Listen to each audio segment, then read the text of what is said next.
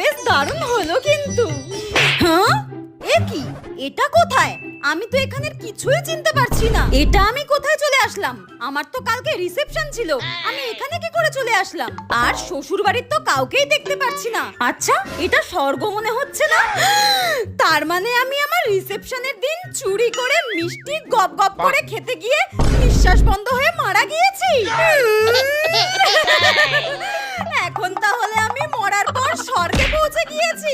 এটা আমি কি করলাম? হে ভগবান, কেন যে আমি মিষ্টিগুলো ওরকম গপ গপ করে গিলতে গিয়েছিলাম? তাহলে আজকে আমাকে মরতে হতো না।